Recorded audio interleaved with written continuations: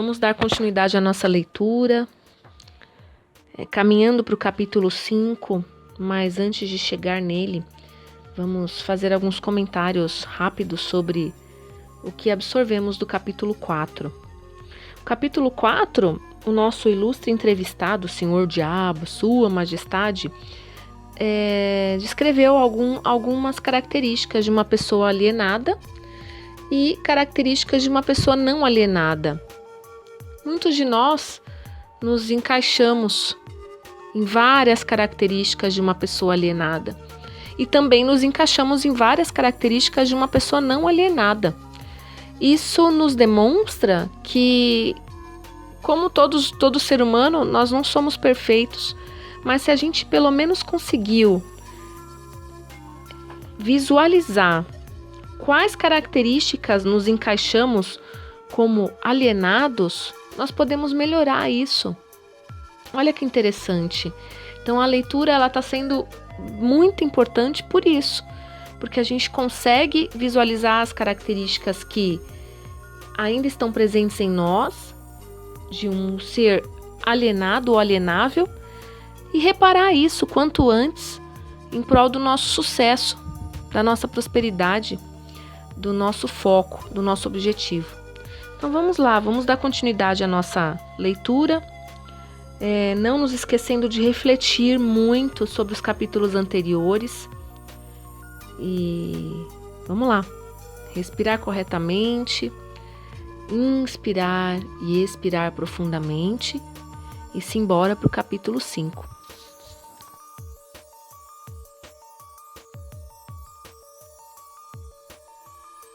Se esta sua confissão parasse exatamente aqui, todas as suas afirmações seriam perfeitas, mas felizmente para milhões de suas vítimas que ganharão a liberdade devido à sua confissão, esta entrevista continuará até que você tenha me fornecido a arma que eventualmente ajudará milhões de pessoas a combaterem a sua dominação através dos seus medos e superstições.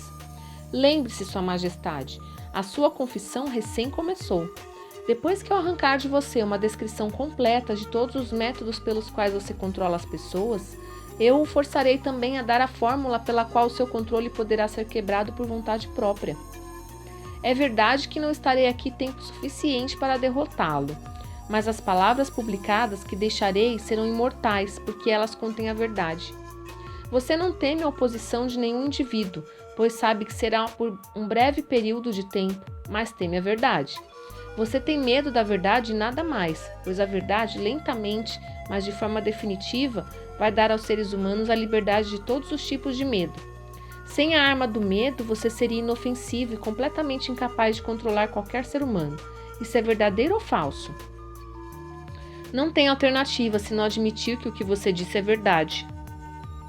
Pois bem, agora que nos entendemos, vamos em frente com a sua confissão. Mas antes de nós continuarmos, aproveitarei o tempo para tirar uma dúvida muito pessoal minha. Eu lhe farei apenas uma pergunta e a resposta me trará toda a satisfação que eu quero. Não é verdade que você controla somente as pessoas daqueles que se permitiram cair no hábito da alienação? Sim, é verdade. Eu já admiti essa verdade uma dúzia ou mais de vezes. Por que você me perturba tanto repetindo essa mesma questão? Poder na repetição. Eu estou forçando você a repetir os pontos principais da sua confissão de muitos modos diferentes e tantos quantos possíveis, de tal forma que as suas vítimas possam ler esta entrevista e determinar a sua profundidade pelas suas próprias experiências com você. Esse é um dos meus pequenos truques. Você aprova o meu método? Você não poderia estar preparando uma armadilha para mim com o objetivo de conseguir algo mais poderoso. Ou poderia? Olha, estou fazendo as perguntas e você está respondendo. Vá em frente agora e confesse por que você não tem poderes suficientes para me parar de fazê-lo confessar. Quero a confissão para ajudar e confortar todas as suas vítimas, as quais eu intenciono libertar do seu poder, do seu controle, no exato momento em que elas lerem a sua confissão. Estou sem poderes para influenciar ou controlar você, simplesmente porque você encontrou o principal segredo para o meu reino. Você sabe que existo somente nas mentes das pessoas que possuem medos. Você sabe que controlo somente os alienados, que se negam a usar as suas próprias mentes. Você sabe que o meu inferno é aqui mesmo na Terra, e não no mundo que vem após a morte. E você também sabe que os alienados fornecem todo o fogo que eu uso no meu inferno. Você sabe que sou um princípio ou uma forma de energia que expressa o lado negativo da matéria ou da energia, e que não sou uma pessoa com um garfo e um rabo pontudo. Você tornou-se o meu mestre porque superou todos os seus medos. Por último, você sabe que pode liberar todas as vítimas humanas que contatar, e esse conhecimento definido é que fará o maior estrago na minha estratégia de dominação. Não consigo controlá-lo porque você descobriu a sua própria mente e assumiu o controle dela. Até aí, senhor humano, esta confissão deverá alimentar a sua vaidade até um ponto crítico. Este último dardo foi desnecessário.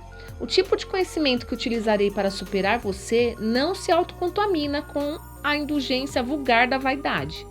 A verdade, sim, esta é a única coisa no mundo que consegue manter-se acima de qualquer coisa. Agora vamos continuar com a sua confissão. O que há de errado com o princípio da bajulação? Você o usa ou não? Se eu o uso?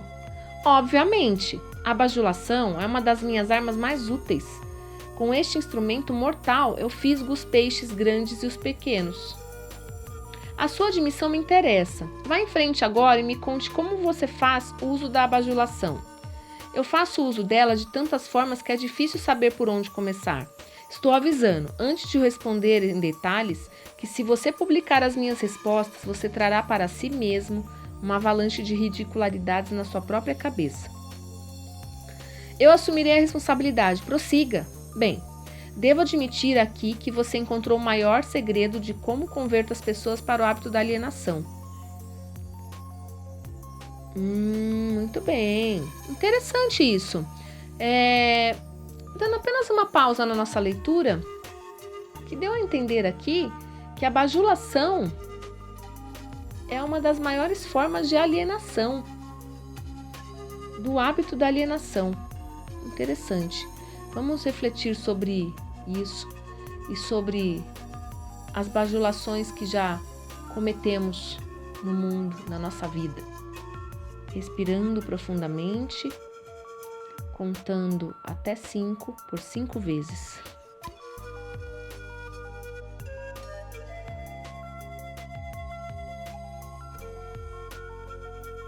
Bem, admitir que o hábito da alienação pode ser criado através da bajulação é uma admissão considerável.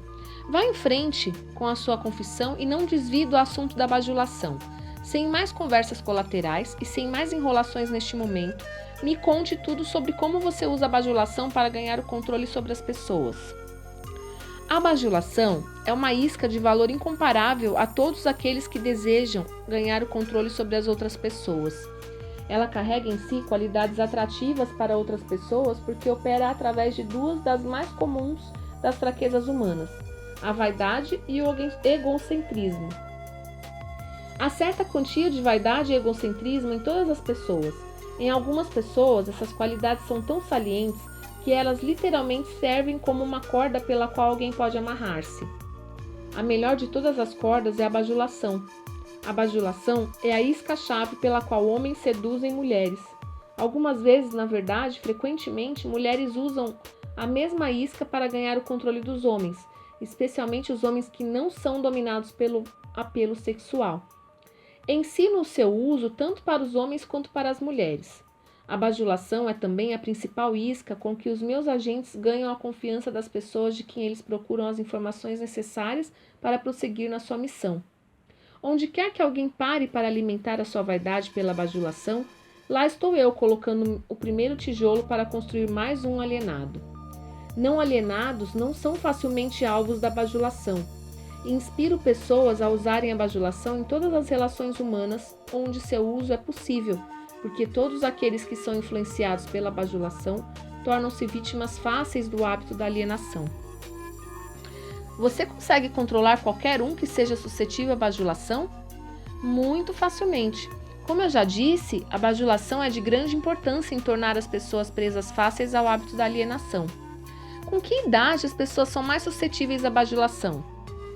Sinceramente, idade não tem nada a ver com a susceptibilidade à bajulação. As pessoas respondem a ela de uma forma ou outra a partir do momento em que elas se tornam conscientes de sua própria existência até a sua morte. Através de que forma as mulheres podem ser facilmente bajuladas? Através da sua vaidade. Diga a uma mulher que ela está bonita ou que ela se arruma fantasticamente bem. Qual a forma mais efetiva em fisgar os homens? Egocentrismo, com um E maiúsculo.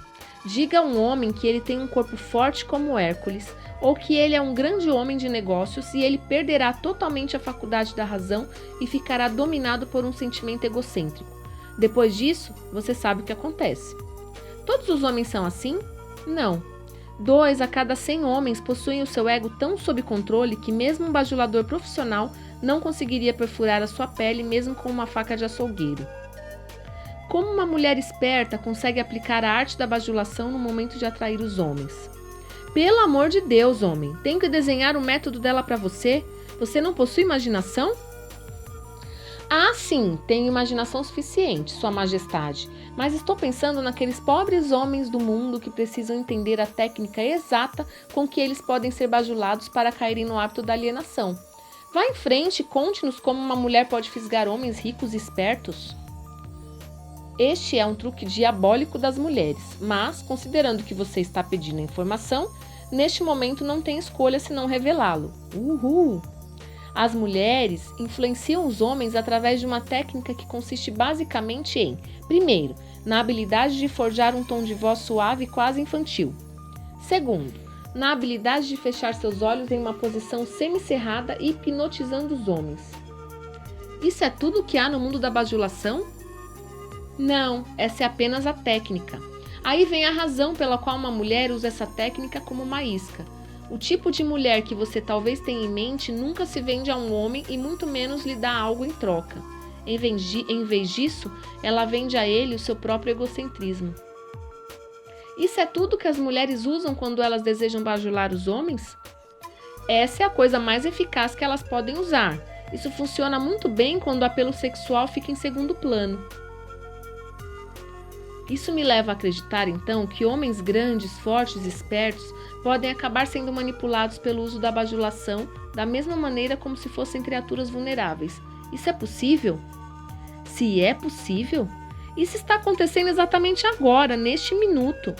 Além disso, ao menos que eles sejam não alienados, quanto mais sedentos eles vêm, tanto mais forte a sua queda quando uma bajuladora profissional usa sua tática com eles. Conte mais alguns dos seus truques com os quais você faz com que as pessoas se alienem na vida. Um dos meus mais efetivos instrumentos é o fracasso. A maioria das pessoas começa a se alienar tão logo elas encontram adversidade e raramente uma a cada 10 mil permanecerá tentando após fracassar 2 ou 3 vezes. Nossa, vamos dar uma pausa aqui na leitura e nos remeter um pouquinho refletir um pouco sobre a bajulação feminina e a bajulação masculina. É interessante esse ponto que ele coloca na entrevista, e em especial o apelo sexual e a bajulação sem apelo sexual. Vamos refletir um pouco sobre isso, respirar corretamente, contando até 3 por 3 vezes.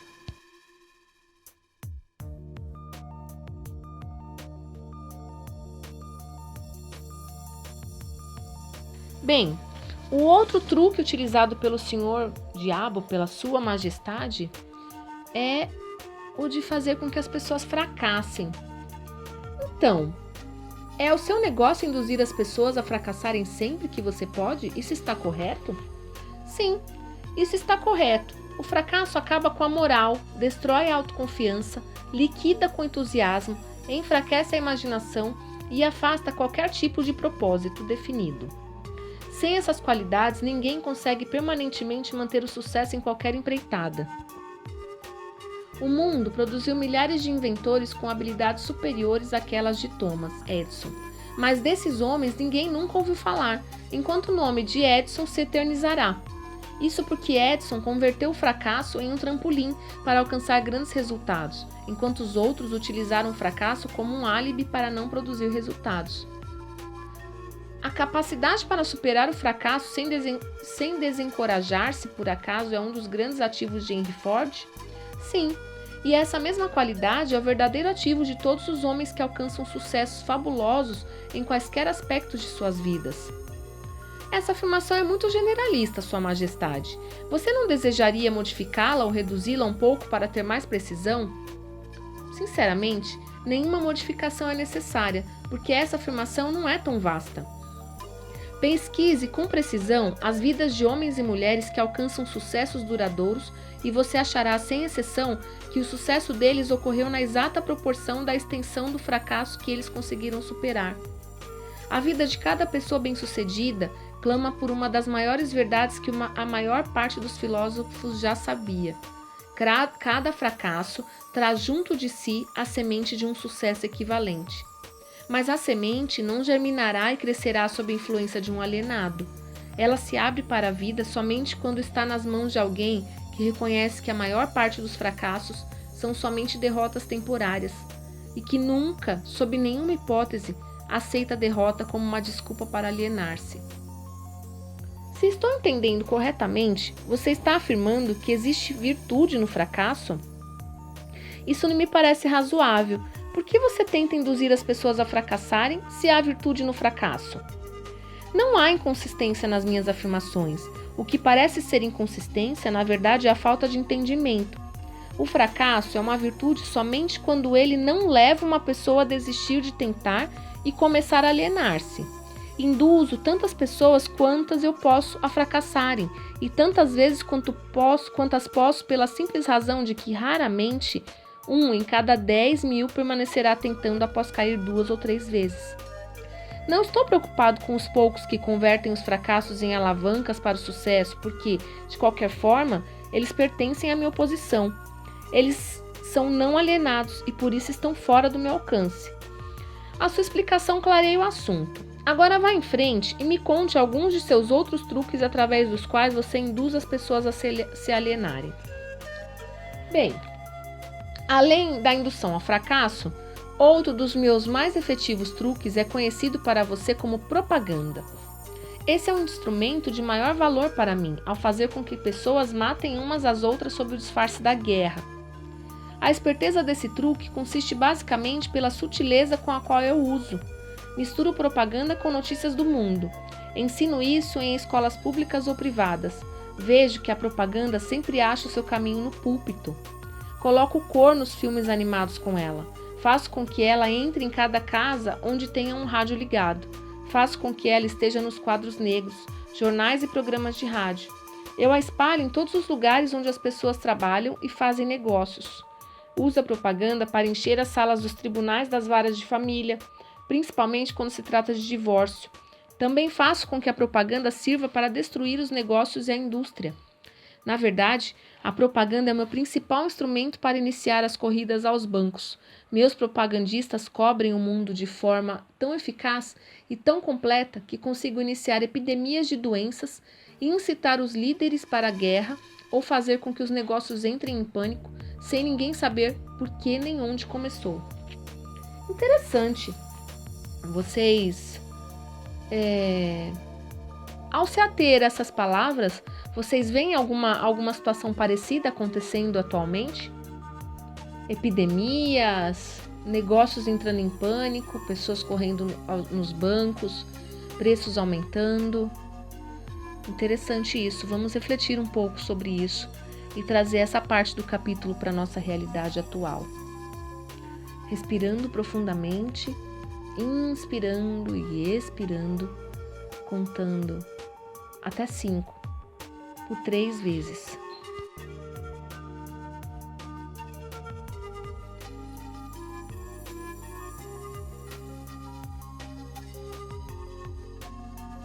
Bem, se você consegue fazer tudo o que você diz conseguir fazer com a propaganda, não é difícil de imaginar por que temos tantas guerras e crises econômicas. Dê-me uma descrição simples do que você quer dizer com o termo propaganda. Apenas diga o que é e como ela trabalha. Desejo saber particularmente como você faz com que as pessoas se alienem através do uso desse instrumento diabólico. Propaganda é qualquer instrumento, plano ou método pelo qual as pessoas podem ser influenciadas sem saber que estão sendo influenciadas, ou até mesmo a fonte dessa influência. Propaganda é usada nos negócios como principal objetivo de desencorajar a concorrência. Empregadores a usam para ganhar vantagem sobre seus empregados. Os empregados retalham usando a propaganda para ganhar vantagem sobre os seus empregadores. Na verdade, ela é usada tão universalmente através de uma técnica tão bonita e delicada que mesmo quando é detectada, ela parece inofensiva. Eu suponho que alguns dos seus garotos, neste exato momento, estão engajados em preparar as mentes dos americanos para se alienarem para aceitar alguma forma de ditadura. Conte-me como eles trabalham. Sim, milhões de meus garotos estão preparando os americanos para se tornarem hitlerizados. Meus melhores garotos estão trabalhando através da política e da organização dos trabalhadores. Nós temos a intenção de assumir o país por meio de eleições, em vez de armas. Os americanos são tão sensíveis que eles jamais aceitariam o choque de ver a sua forma de governo modificada com a ajuda de armas ou tanques de guerra. Então, os nossos garotos da propaganda estão servindo a eles uma dieta que eles engolirão, preparando uma luta entre empregadores e empregados e fazendo com que o governo se volte contra a indústria e o comércio. Quando a propaganda tiver feito seu trabalho por completo, um dos meus garotos servirá como um ditador e os 9 velhos da sua Suprema Corte, com suas tolas noções da Constituição, partirão. Todos terão emprego ou serão alimentados a partir dos cofres do governo. Quando as barrigas dos homens estão cheias, eles alienam-se livremente com aqueles que lhes dão o que comer. Homens famintos saem do controle. Me pergunto quem inventou o sábio truque que você chama de propaganda. Baseado no que você me contou sobre a sua fonte e a natureza da propaganda, entendo por que ela é tão letal. Somente alguém tão esperto quanto a Sua Majestade poderia ter inventado tal instrumento que ferisse a razão, destronasse a vontade própria e seduzisse homens para o hábito da alienação. Por que você não usa o poder da propaganda para ganhar controle das suas vítimas, em vez de subjugá-las através do medo e aniquilá-las através da guerra? O que é o medo do diabo senão pela propaganda? Você não observou a minha técnica cuidadosamente. Eu teria visto que sou o maior propagandista do mundo. Nunca alcanço um fim por meios diretos, se porventura posso alcançar esse mesmo fim através de modos sutis e evasivos. O que você supõe que eu esteja usando quando planto ideias negativas nas mentes dos homens e ganho o controle sobre eles através do que eles acreditam serem suas próprias ideias? Como você chamaria isso, a não ser a mais sábia de todas as formas de propaganda? Por certo, você não vai me contar que destrói as pessoas com sua própria ajuda sem elas notarem o que você está fazendo. Isso é exatamente o que desejo que você entenda. Além disso, mostrarei a você exatamente como esse truque é realizado. Agora nós estamos chegando a algum lugar. Como exatamente você converte seres humanos em propagandistas e os seduz a se auto-aprisionarem? Conte-me essa história com todos os detalhes sórdidos. Essa é a parte mais importante da sua confissão, e estou muito ansioso em ganhar o controle do seu segredo. Ao mesmo tempo, não posso culpá-lo por tentar me enrolar nessa resposta, porque ambos sabemos que ela fará com que milhões de vítimas inocentes do seu controle passem a pensar e, consequentemente, fiquem fora do seu alcance. Você também sabe que a sua resposta protegerá outros incontáveis milhões de seres humanos que ainda não nasceram. Olha, as suas deduções estão corretas. Essa parte da minha confissão me fará mais estragos do que todo o resto que eu farei. Para entender o seu problema de uma maneira melhor, podemos dizer que essa parte da sua confissão salvará milhões de pessoas do seu controle. Tudo o que eu posso dizer é que você me colocou numa situação infernal. Agora você deve saber como milhões de suas vítimas se sentem. Vamos em frente. Faço a minha primeira entrada na mente de um indivíduo subornando. Bem, aqui, nossa ilustre majestade declara que também utiliza-se de suborno. Vamos refletir sobre isso também. Interessante, suborno. que significa suborno para você? Vamos pensar? Respirando corretamente para absorver melhor tudo isso.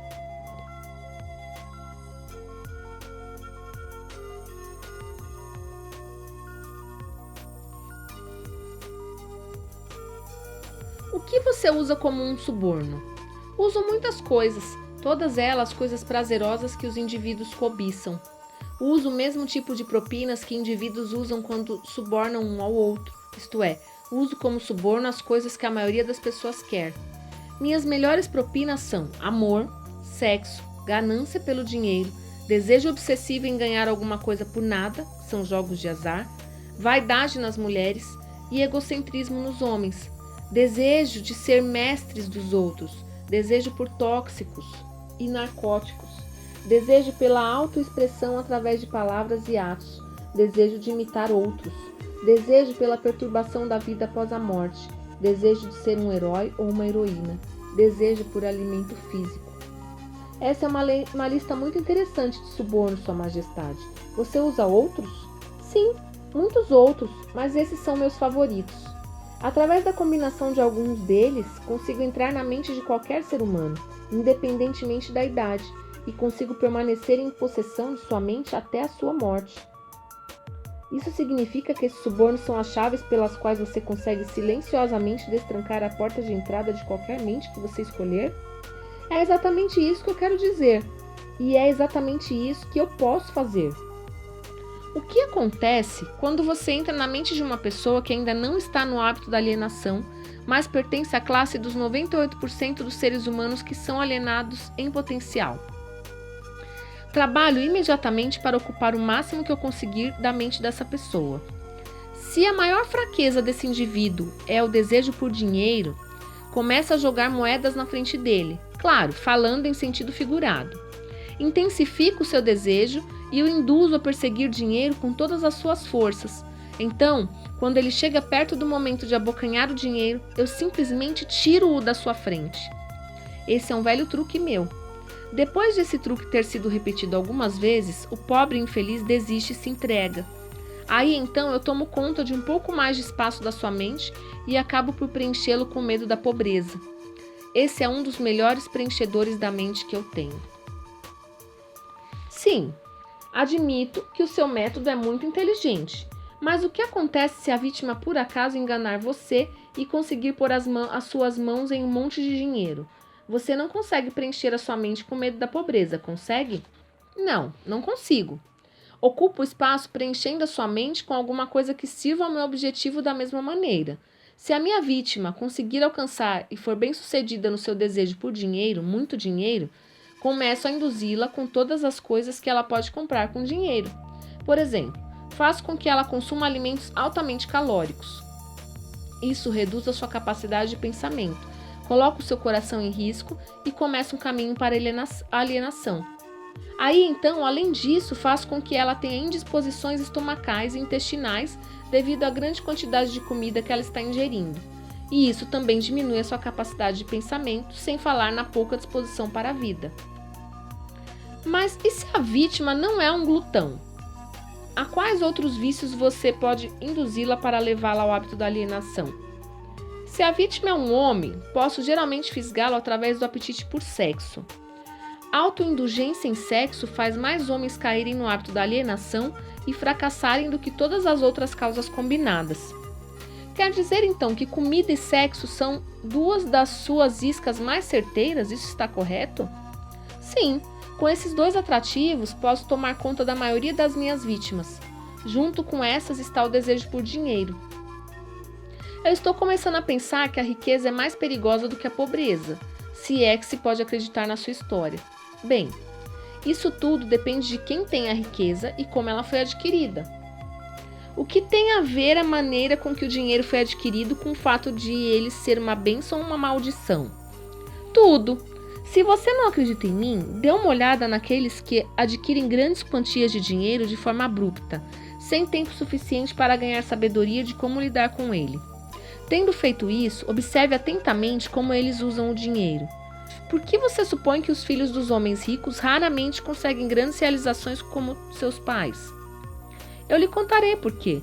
É porque eles foram privados da autodisciplina que vem do fato de ter que se trabalhar pelo dinheiro.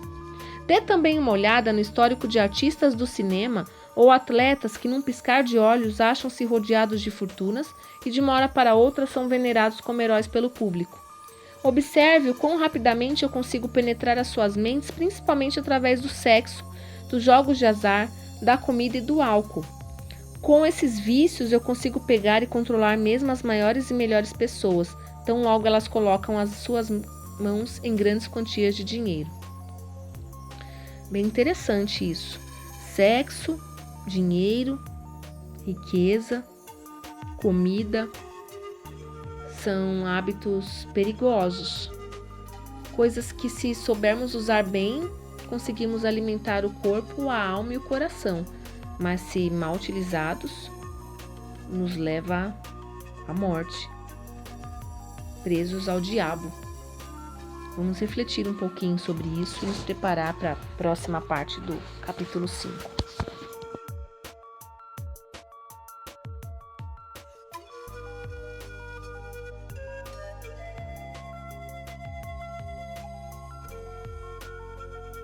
E o que você tem a dizer sobre aqueles que adquirem o dinheiro lenta e paulatinamente, prestando alguma forma de serviço útil? Eles também são facilmente pegos? Eu também consigo pegá-los, mas geralmente tenho que mudar a isca. Alguns deles querem uma coisa e outros querem outras. Meu objetivo é mais bem alcançado onde consigo fazê-los querer algo que eles desejam muito, mas embrulho esse pacote como se fosse algo que eles não quisessem. O que eu dou a eles é algo definitivo que os faz alienados. Você entende como eu trabalho? O seu trabalho é muito inteligente. Você atrai as pessoas através dos seus desejos naturais e aí então coloca o seu veneno mortal bem no âmago desses desejos sempre que você pode. Agora você está começando a entender. Como você pode ver, de forma figurada, pode-se dizer que eu coloco o início e o fim contra o meio. De tudo o que você diz, pude entender que você não consegue induzir um não alienado a ajudá-lo a ganhar o controle da sua mente com esses tipos de subornos. Isso está correto? Isso é exatamente correto. Posso e também me interesso em dar propinas a todos os não alienados, porque eu uso como suborno as coisas que todas as pessoas naturalmente desejam. A diferença é que o não alienado assemelha-se a um peixe que rouba a isca do anzol, mas recusa-se a ser fisgado. O não alienado tira da vida o que quer que ele queira, mas ele o faz nos seus próprios termos. O alienado tira o que quer que ele consiga da vida, mas tudo que ele tira ele consegue nos meus termos. Por analogia, pode-se dizer de outra forma que o não alienado pega dinheiro emprestado de um banco legítimo, se ele realmente quer, e paga uma taxa de juros decente. O alienado dirige-se a um agiota, empenha o seu relógio e paga uma taxa de juros suicida pelo seu empréstimo. Então eu concluo, por todas as suas afirmações, que no final das contas as suas mãos estão de alguma forma ligadas em todas as misérias e problemas das pessoas, mesmo que a sua presença não seja visível? Todos os meus trabalhadores que trabalham contra a vontade são, na verdade, os meus melhores operários. Como você pode ver, os meus trabalhadores que não são conscientes do trabalho que fazem são todos aqueles que eu não consigo controlar com alguma combinação de propinas. Pessoas que tenho que controlar pelo medo ou alguma forma de tragédia. Elas não desejam servir a mim, mas não conseguem evitar porque elas estão eternamente ligadas a mim pelo hábito da alienação. Agora estou começando a entender melhor a sua técnica. Você suborna suas vítimas através dos seus desejos naturais e as leva a se alienarem se elas responderem aos seus atrativos. Se elas se recusarem a responder, você planta a semente do medo nas suas mentes ou prepara armadilhas para elas com algum tipo de infortúnio, atando-as enquanto elas estão no auge da depressão. Esse é o seu método? É exatamente assim que eu trabalho. Muito esperto, você não acha? Quem você prefere que sirva como seu propagandista? Os jovens ou os velhos? Os jovens, é claro, porque eles podem ser influenciados pela grande maioria dos meus atrativos muito mais facilmente que as pessoas com mais idade que já possuem um julgamento mais maduro. Além disso, eles vão permanecer mais tempo ao meu serviço no planeta. Sua Majestade me deu uma clara descrição do que é alienação. Agora me diga o que deve ser feito para assegurar-se contra o hábito da alienação. Eu quero uma fórmula completa que qualquer um possa usar. Vamos lá, atenção!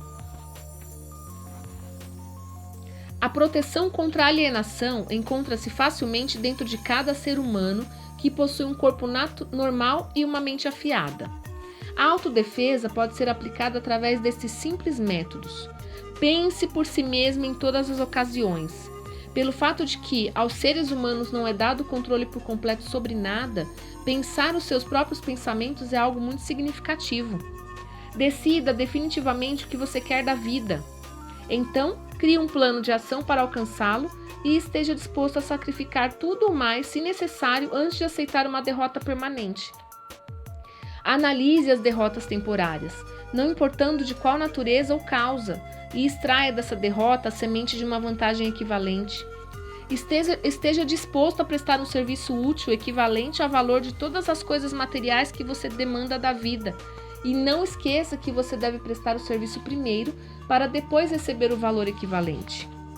Reconheça que o seu cérebro é um aparelho receptor que pode ser sintonizado para receber comunicações da Central Universal de Inteligência Infinita, para ajudá-lo a transformar os seus desejos no equivalente físico. Reconheça que o seu grande ativo é o tempo. É a única coisa, com exceção do poder do pensamento, que você também tem nas mãos, e é a única coisa que pode ser transformada em coisas materiais que sejam do seu desejo. Organize seu tempo de tal forma que nada dele seja desperdiçado. Reconheça a verdade de que o medo geralmente é um preenchedor de espaço que o diabo utiliza para ocupar a porção disponível da sua mente. Ele é somente um estado de espírito que você pode controlar, preenchendo o mesmo espaço que ele ocuparia com a fé inabalável na sua capacidade de fazer a vida fornecer o que quer que você queira dela. Quando rezar, não implore. Peça o que você quer e insista exatamente nisso, sem substitutos. Reconheça que a vida é um mestre cruel, que ou você o controla, ou ele controla você. Não há meio termo. Nunca aceite da vida qualquer coisa que você não queira. Se aquilo que você não quer temporariamente vem à força para você, você pode recusar em aceitá-lo na sua mente. Isso abrirá espaço para você trazer as coisas que você realmente quer. Por último, lembre-se de que seus pensamentos dominantes atraem através de uma lei definitiva da natureza, pela rota mais conveniente e curta, a sua contrapartida física. Seja extremamente cuidadoso com o foco dos seus pensamentos. Vamos refletir sobre essa fórmula antes de passar à parte final do capítulo 5. Respirando corretamente, inspirando e expirando profundamente, contando até 5, por 5 vezes.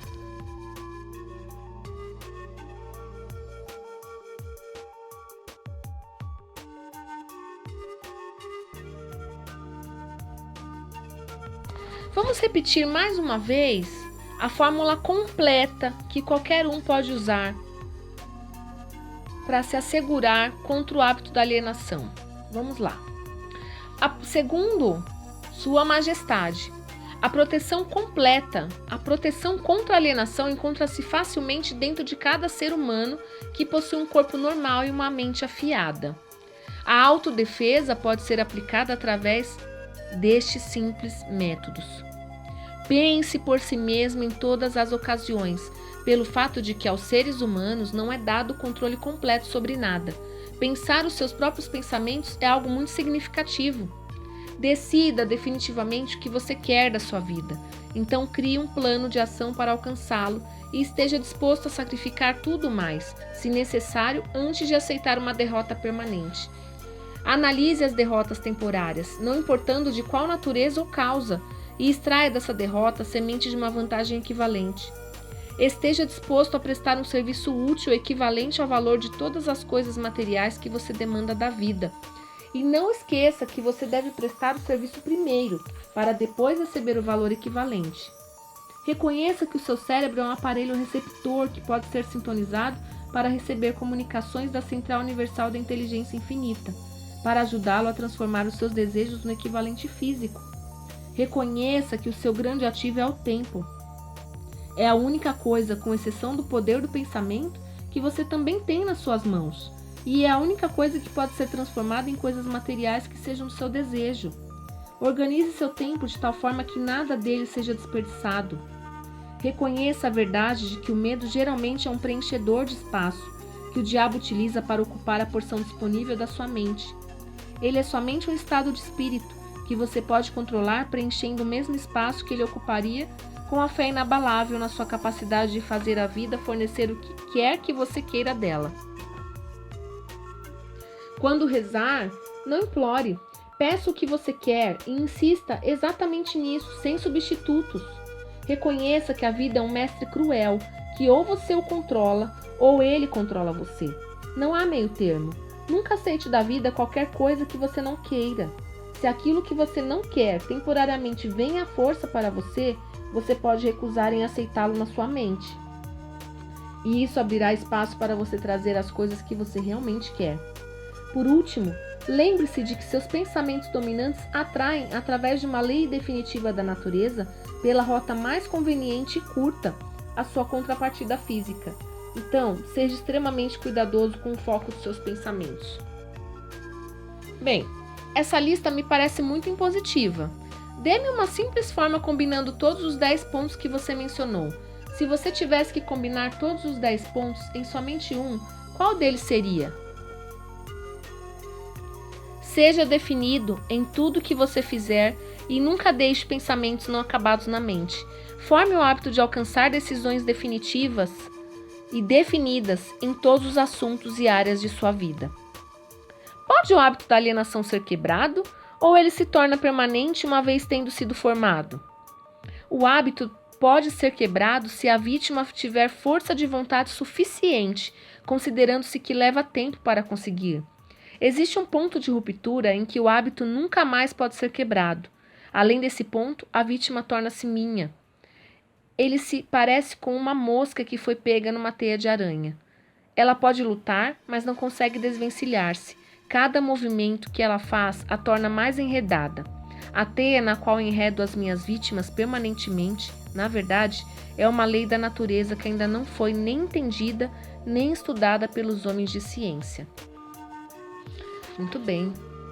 Vamos refletir profundamente sobre todas essas partes do capítulo 5, avaliar bem a nossa vida, as nossas vidas e verificar se é possível que apliquemos esses meios, esses métodos apontados pela Sua Majestade para que consigamos superar aqueles hábitos descritos como possíveis alienados, para que possamos nos tornar totalmente não alienados em busca de nossos propósitos. Vamos respirar profundamente, inspirando e expirando profundamente, contando até 5 por 5 vezes. Até o próximo capítulo.